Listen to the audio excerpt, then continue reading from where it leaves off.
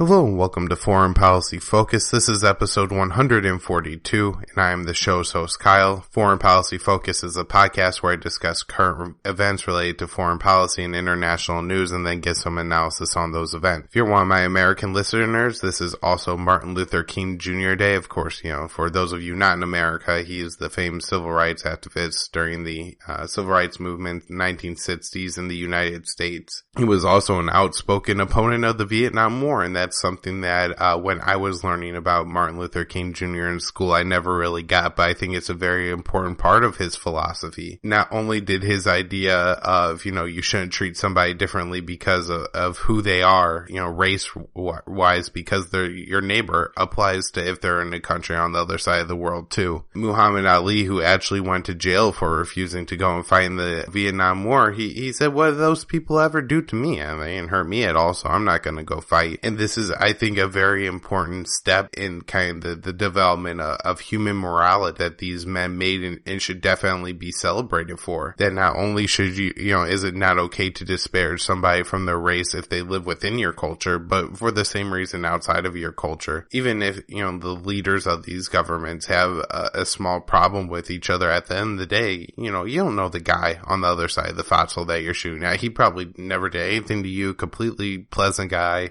wife, 2 kids, just like you. And yet you're going to kill each other and murder each other. It's just a completely insane thing that happens. And also wars are something that drives racism in a society. I mean, the best example, and I think the easiest example, is World War II. You had the Japanese internment camps. Of course, at home in America, we did not trust Japanese people, so we put them all in camps. And so, while typically on the show I'm focused on the news and not the more, civil rights and talking about the race issues on this show, war is something that certainly sets those things back. And that's why I'm so always surprised that the left wing just isn't a little bit better on the war issue in general, because they don't see a problem that there's millions of Americans who have either are in the military. I mean, I think we have like 1.3 million armed service forces members. And then they have, tens of millions of immediate relatives. And these people are going over on the other side of the world to fight Arab people.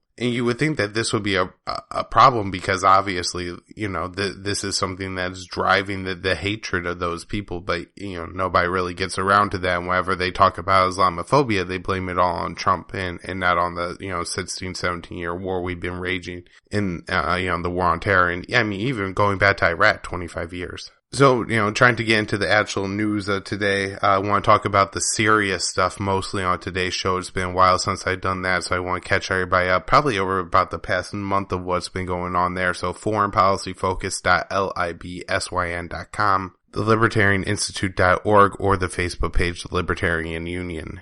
So the last time I really got into Syria, I think I was talking about how the United States and their Syrian Democratic Forces, which are mostly just the Syrian Kurdish YPG, were fighting their way south in the Deir Zor province to the Euphrates River Valley and the lucrative oil and gas fields on the eastern side, which is the side of the Euphrates River Valley that the SDF is on, while the Syrian Arab Army was fighting their way towards the city of Deir Zor, which sits on the western half of the Euphrates River Valley. And it looks now that both the Syrian Arab Army and the SDF have captured the territory from ISIS, because this was all ISIS territory in the Deir Zor province of Syria.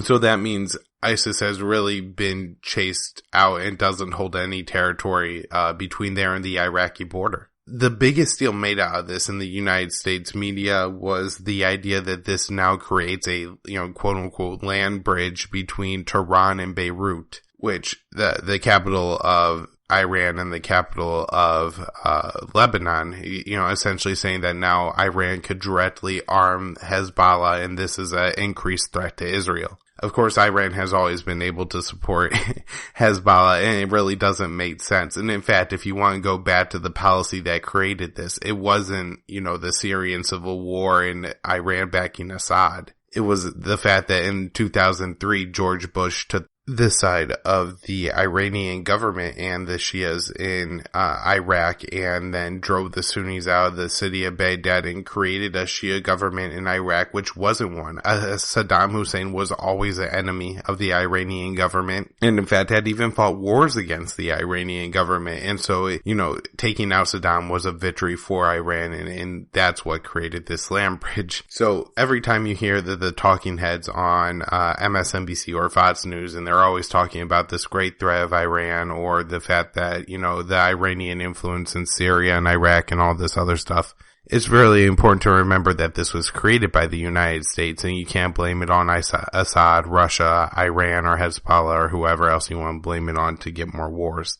So what's more or less happened now in the eastern portion of Syria is that the Euphrates River has become a border between the state, which you could more or less call Rojava, which is what the Syrian Kurds call their state. And then on the other side of the Euphrates River, you have Syria controlled by the Syrian Arab Army. At least for now, it looks like that Assad is content with fighting the Syrian rebels, the jihadist-linked Syrian rebels, before turning his attention against the Syrian Kurds, because he moved on to fight rebels in Homs, Hama, Idlib, and near the Israeli border.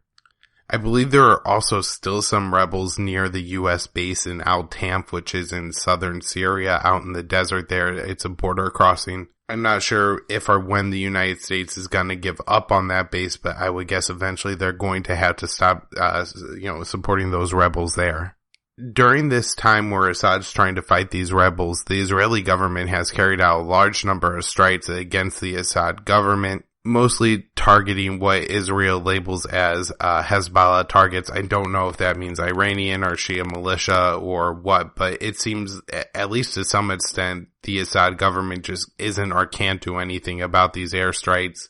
I would guess that if they ever start to encroach on Russian targets or disable the Assad regime too much, the Russians would stand up to it and tell the Israelis to knock it off. Putin has a relationship with Netanyahu that isn't super confrontational, and I think Russia has always gotten along pretty well with the Israeli state. I mean, many of the elected officials in Israel are Jewish people from Eastern Europe and former Soviet states, so I guess, there's probably some family ties to that region of the world. Now, while Assad hasn't, turned his attention to the YPG and the Syrian Kurds, he has called them traitors, and at least now it doesn't seem like there's much progress being made towards maybe a deal being formed with the Syrian government and with the Kurds, although maybe those talks are occurring at a higher level between the United States and Russia, who are really the people who, would have final say on it. I think if the Russians tell Assad, you're gonna suck it up and leave the Kurds alone, too bad. That might be something that Assad has to do, especially if he's, maybe gains access or a dollar sharing agreement with some of the oil fields around Deir ez-Zor. He may be willing to accept something like that. And then I guess the Kurds don't have to listen to the United States and could tell the United States to get the hell out. But the United States is a very important person to have backing the Kurds, because that keeps both, I think, Turkey and Syria from attacking the Kurds first. The offensive by the Syrian Arab Army and the Russians against the rebels has been absolutely brutal. There's kills being wrapped up all the time. If you're looking for this information, the best place to go is Air Wars. I was looking yesterday online, and CNN posted an article saying 180 people had died, I think in Idlib, in the past 2 weeks from these bombings. Now, looking at the source on that, the CNN is still citing the White Helmets as a source on these issues. Of course, it's been well established that the White Helmets are linked with the Syrian rebels and even the jihadist factions of the Syrian rebels. So there really shouldn't be, a source that you're quoting here. At least not without the disclaimer that, hey, these guys are obviously biased for the rebels. There's the Syrian Observatory for Human Rights, which would probably be a much better source to use.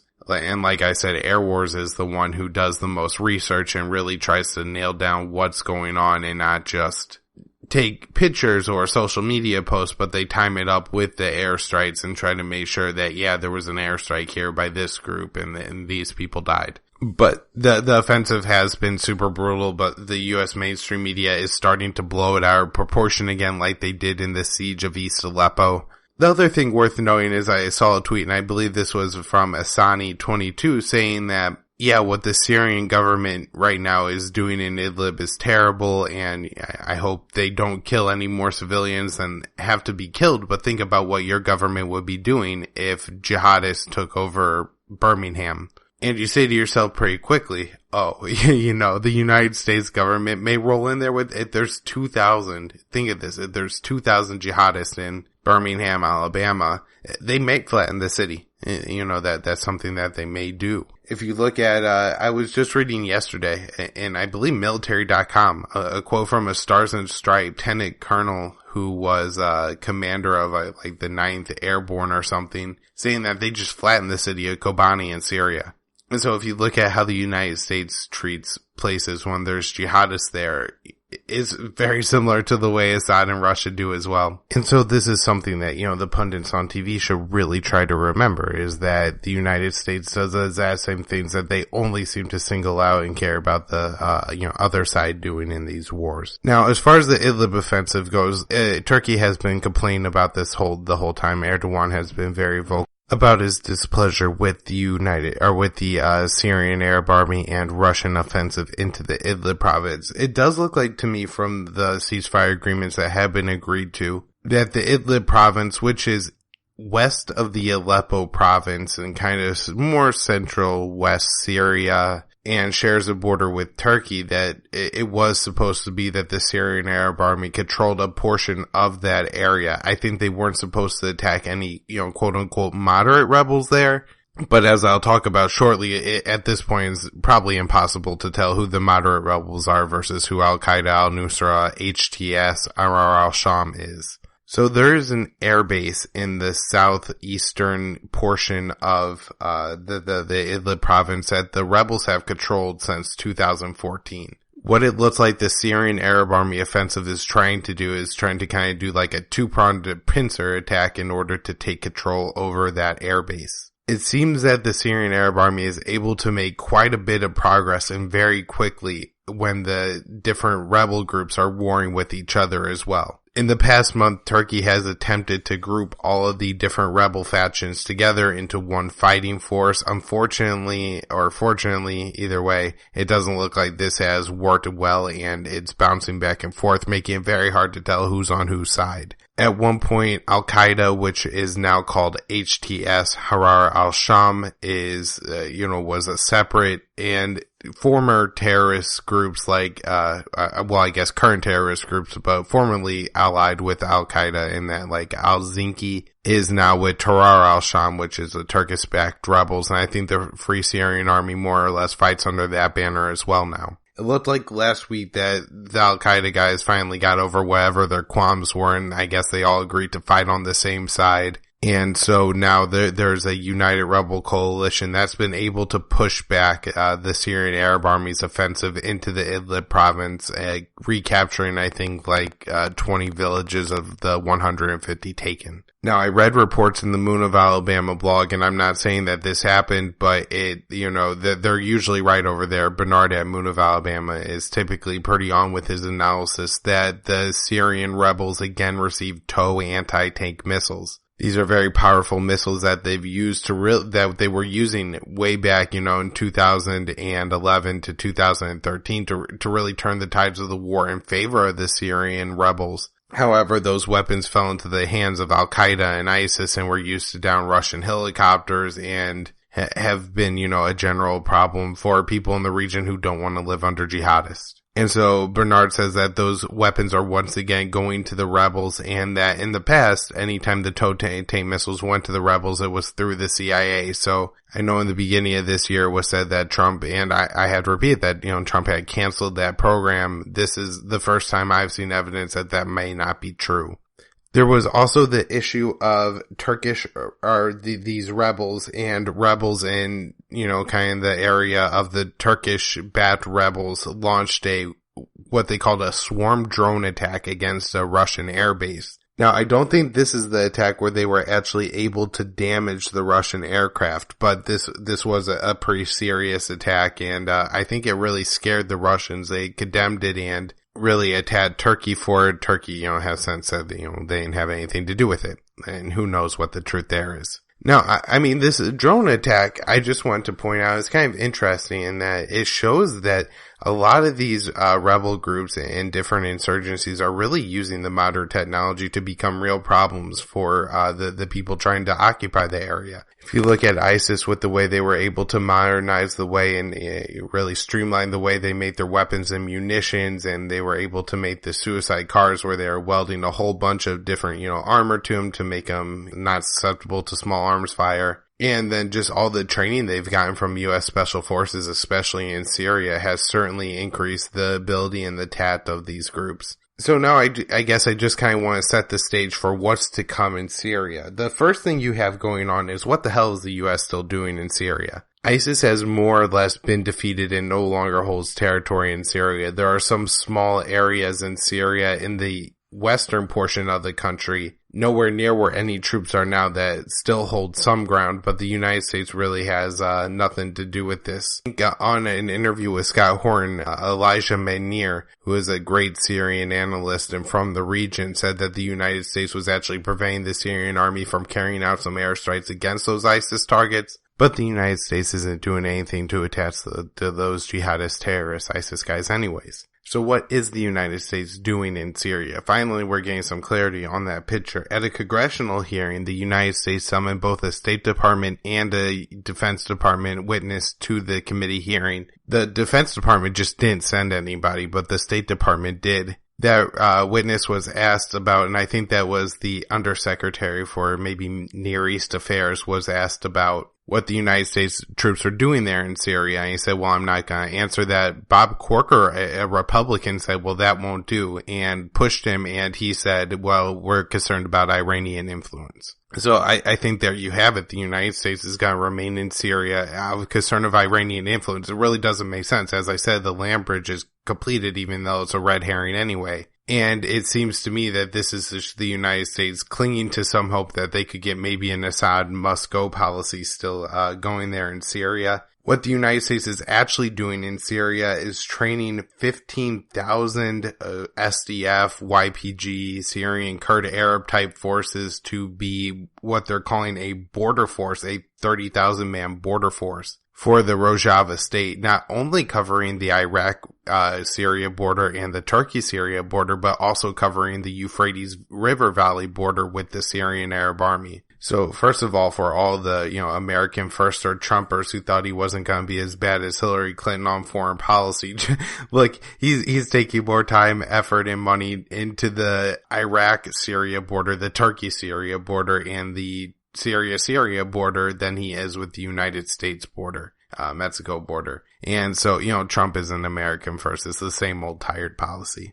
Turkey is a big player in what's left to happen here in Syria. Turkey is saying that they are going to attack the Kurds that are in Afrin, which is the enclave on the northwest corner of the Syrian Aleppo province. Is not connected with the rest of the Rojava state, but it is Kurds on the Turkish border, and they are still not happy about it. Now, the U.S. bats the YPG, so this is creating quite a bit of problems and tensions within the two NATO allies. Israel continuing to carry out attacks in Syria and does not seem happy with the idea that Assad's going to continue to rule Syria after this is all said and done. Of course, it makes all of their efforts completely meaningless in the country, and so there's still a lot of fighting left to go. There's still a lot of problems left to go in Syria, and it's very interesting to see where this is going to head. A few more stories I want to touch on. The U.S. ambassador to Panama has resigned. Now, this is being treated like a huge story in the mainstream media, but on Twitter I saw Peter Van Buren, former State Department official and author of the great book that I'm reading right now, Hooper's War. I'm about 80 pages in. It's absolutely phenomenal. But he pointed out that only two